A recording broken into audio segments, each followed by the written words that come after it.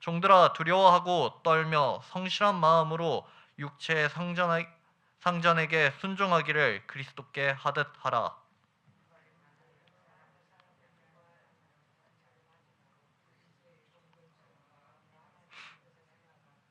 기쁜 마음으로 섬기기를 주께 하듯 하고 사람들에게 하듯 하지 말라.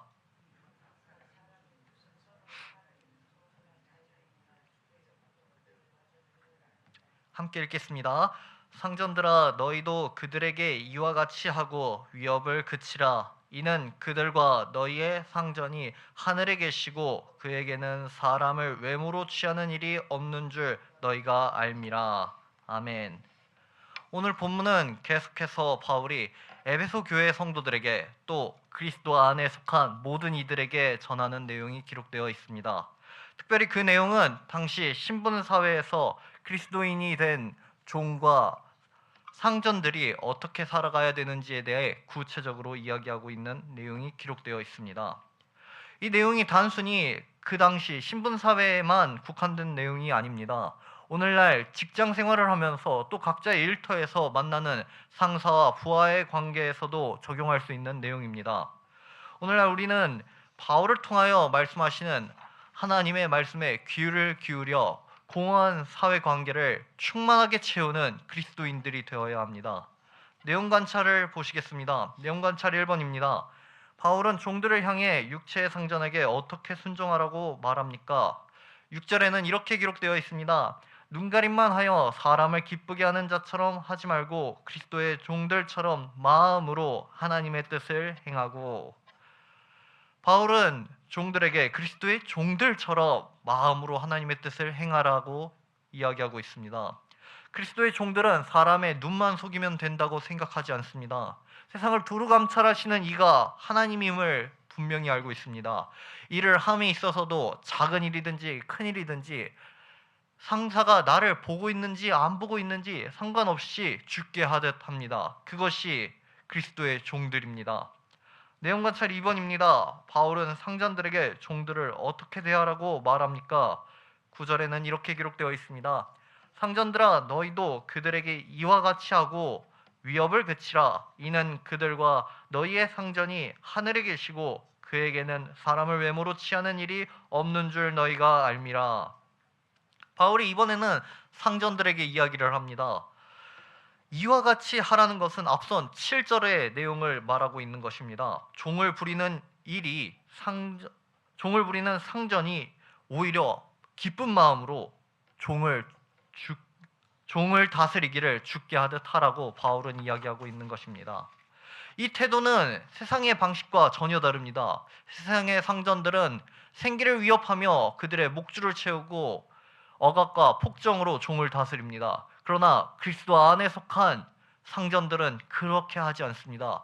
종들을 사랑하고 존중하며 배려합니다. 그것이 죽게 하듯 하는 행동이기 때문입니다. 연구와 묵상입니다. 바울은 왜 종과 상전들에게 죽게 하듯 하고 사람들에게 하듯 하지 말라고 가르칩니까?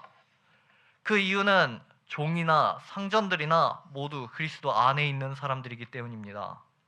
바울이 지금 전하는 이 내용은 에베소 교회의 성도들 그리고 이 편지를 읽는 모든 그리스도인들에게 하는 내용입니다.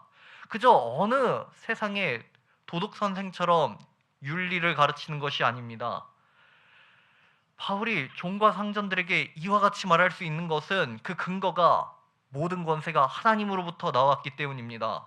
당시 시대의 종은 사람이 아니었습니다. 온전한 사람으로 취급을 못 받았습니다. 그러니 그들을 핍박하고 억압하고 주인의 마음대로 다루는 것은 당연시 되던 사회 풍조였습니다. 그런 시대에 바울은 그리스도 안에 있는 자들은 세상의 방향과는 다른 하나님의 뜻을 따라 사는 것임을 분명히 말하며 오늘 내용을 기록하고 있습니다. 이러한 바울의 말은 굉장히 충격적이었을 것입니다. 이 일을 할 수 있는 사람이 과연 얼마나 되겠습니까?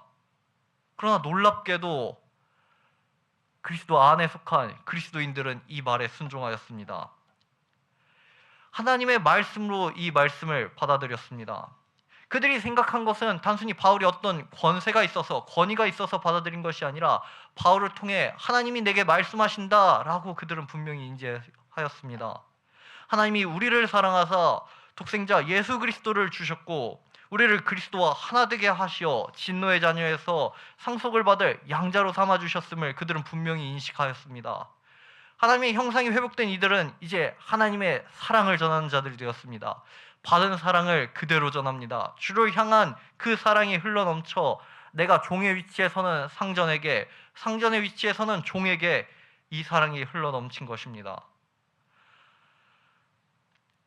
상전들은 자신의 집안에 있는 하인들과 종들을 죽게 대하듯 하였고, 종들은 자신들의 일터에서 만나는 상전들을 위해 일하기를 죽게 하듯 하였습니다. 이렇게 세상과 다르게 살아가는 사람들, 거룩하게 살아가는 사람들을 당시 사람들은 이렇게 불렀습니다. 그리스도인.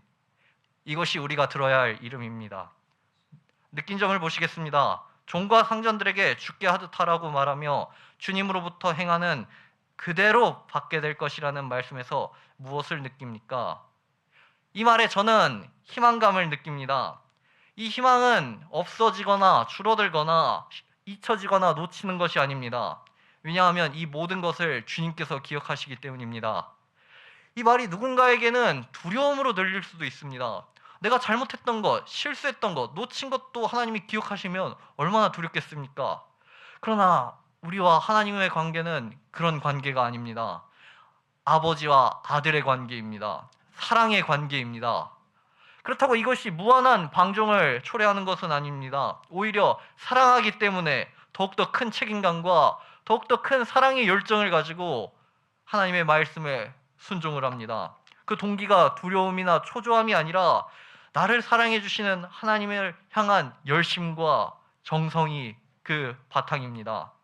마치 어린아이가 집 청소를 하는데 오히려 더 어지럽히더라도 부모님은 그 아이의 마음을 보고 기뻐하는 것처럼, 또 무서운 부모님에게 혼나기 싫어서 청소하는 것이 아니라 나를 사랑하는 부모님을 조금이나마 돕고 싶어 청소를 하는 그 아이의 마음과 같이 사는 것이 바로 우리와 하나님과의 관계입니다. 우리가 비록 잘못했을지라도, 실수가 있을지라도 말씀으로 회개하고 바로잡고 다시 일어서는 우리에게 하나님은 언제나 손 내미시고 언제나 우리에게 새 힘을 주십니다. 그 모든 것을 우리가 신뢰하니 살아있는 동안에도 종과 상전으로서 살 때 죽게 하듯 하고, 훗날 주님께서 행한 이 모든 일들을 그대로 받게 하신다는 그 말씀에 우리가 희망을 품게 되는 것입니다. 얼마나 큰 위로가 되고 얼마나 큰 희망이 되는지 모릅니다. 내가 아무리 잘하더라도 나를 곡해하는 부하가 있을 수 있고, 내가 아무리 마음을 다하더라도 콧방귀 끼며 무시하는 상사가 있을 수 있습니다. 그러나 주님께서 그 모든 것을 기억하시고 그대로 받게 하실 것이라는 그 말씀은 우리에게 세상이 줄 수 없는 놀라운 힘과 소망을 줍니다. 결단과 적용입니다. 내가 직장이나 공동체에서 죽게 하듯 하지 못한 적은 언제입니까? 저는 이 질문을 듣고 곰곰이 생각해 보았습니다. 하나 떠오르더군요. 안타깝게도 제가 군대에서 그랬어요. 고된 훈련과 반복되는 일상, 또 통제된 환경에 마음의 여유가 없었습니다.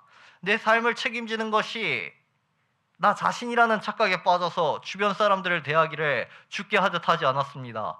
그저 사람을 기쁘게 하는 자 정도로만 했습니다. 있을 때 잘하고 없을 때 대충 하고 그런 식으로 살았습니다.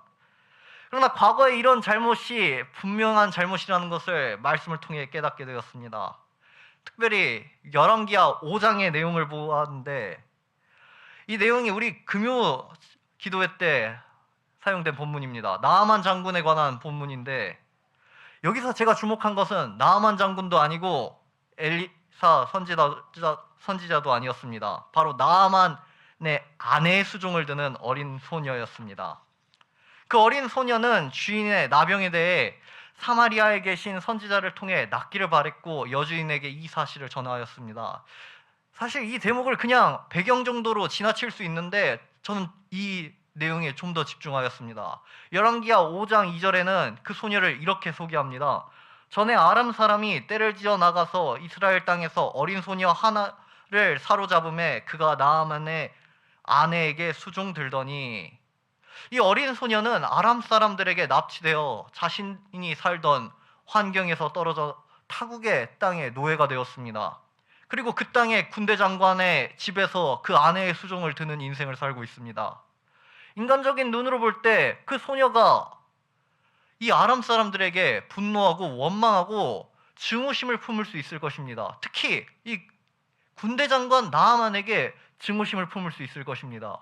그가 나병으로 고통받을 때 꼴 좋다, 하나님이 너를 벌하셨다 라고 속 시원해 할 수도 있었을 것입니다. 그 나병으로 고통받을 때 우리 사마리아 땅에 기가 막힌 선지자가 있는데 소개해 줄까? 그래도 쟤네가 날 납치했으니까 절대 안 해야지, 이렇게 생각할 수도 있습니다.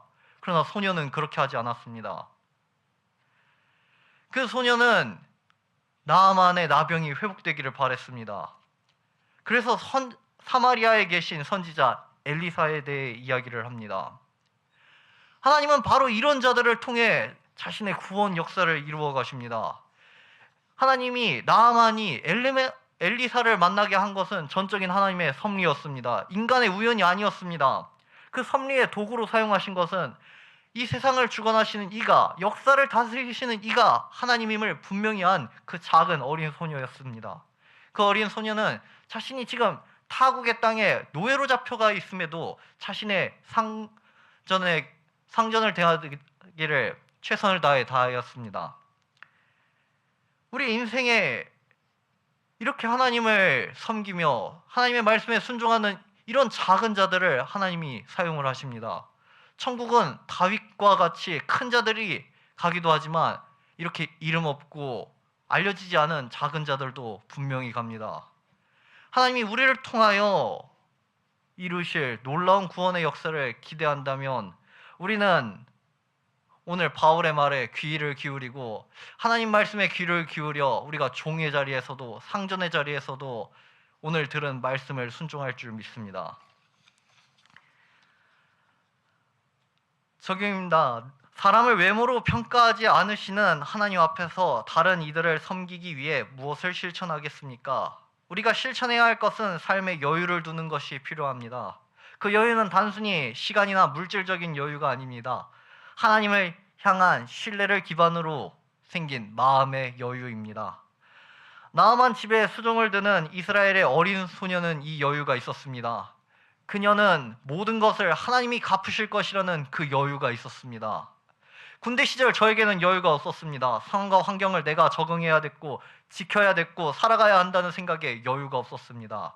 그 여유가 생기기 위해서는 우리는 오직 하나님의 말씀을 붙잡아야 합니다. 우리는 하나님의 말씀을 통해 하나님이 어떤 분인지를 분명히 알게 됩니다. 하나님이 이 모든 것을 주관하신다. 하나님이 반드시 모든 것에 대해 갚으신다. 하나님이 나와 함께 하신다. 이 말씀으로 이루어진 이 여유에, 올바른 지식으로 쌓여진 이 여유에, 세상이 다그치는 그 큰 소리에, 세상이 재촉하는 그 발걸음에 우리는 속지 않고 종으로서 상전으로서 죽게 대하듯 하게 됩니다. 우리 교회가 그런 귀한 여유 갖기를 소망합니다. 우리 이 시간 함께 다음과 같은 기도 제목으로 기도드리겠습니다. 첫 번째로, 내게 속한 일터와 가정에서 그리스도의 종으로 성실한 섬김을 나타내게 하소서. 둘째로, 모든 권세가 주로부터 나왔음을, 모든 심판과 판결을 주님께서 하실 것임을 믿으며 살아가게 하옵소서. 다음으로 1월 집중 기도 제목입니다. 리모델링 기간에도 예배를 통해 하나님의 영감과 영광이 강력하게 나타나게 하옵소서. 네 번째로, 삶의 전인격적으로 변화되는 예수 생명의 구역과 전도의 모임이 되게 하옵소서. 다음과 같은 기도 제목으로 기도하시고 개인 기도하시고 자유롭게 돌아가도록 하겠습니다. 주여 한번 부르시고 기도로 나아갑니다. 주여, 하나님 아버지 감사합니다. 주님, 우리가 오늘 에베소서 6장 5절부터 9절까지의 말씀을 통하여 종과 상전이 어떻게 살아가야 되는지 분명히 배웠습니다. 우리가 항상 살아가기를 죽게 하듯 살아가게 하여 주시옵소서.